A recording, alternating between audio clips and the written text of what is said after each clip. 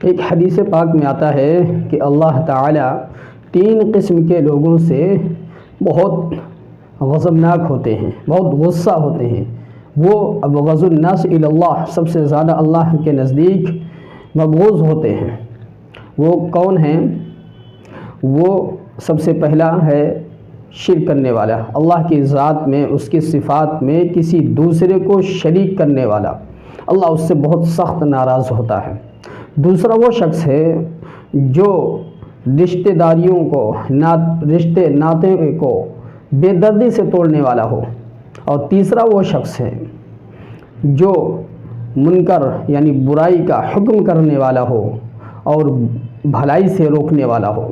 یہ 3 قسم کے لوگوں سے اللہ تعالیٰ بہت سخت ناراض ہوتا ہے۔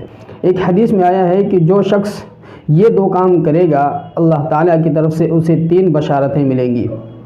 ان میں سے پہلا کام یہ ہے کہ جس کے دل میں اللہ کا خوف، اللہ کا ڈر، اس کا تقوی غالب رہے۔ اور دوسرا وہ شخص جو رشتے ناطے جوڑنے والا ہو، صلہ رحمی کرنے والا ہو۔ یہ 2 کام جو شخص کے اندر ہوں گے، اللہ تعالیٰ کی طرف سے اسے 3 چیزوں کی بشارت ملے گی۔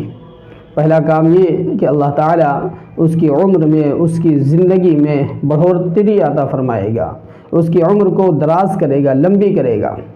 دوسری چیز جو اللہ کی طرف سے اسے ملے گی وہ یہ کہ اس کی روزی میں فراوانی ہوگی، روزی میں کشادگی ہوگی۔ اور تیسرا کام جو اللہ کی طرف سے انعام کے طور پر اسے ملے گا وہ یہ کہ وہ بری موت سے محفوظ رہے گا، اللہ تعالیٰ اسے بری موت سے محفوظ کر دے گا۔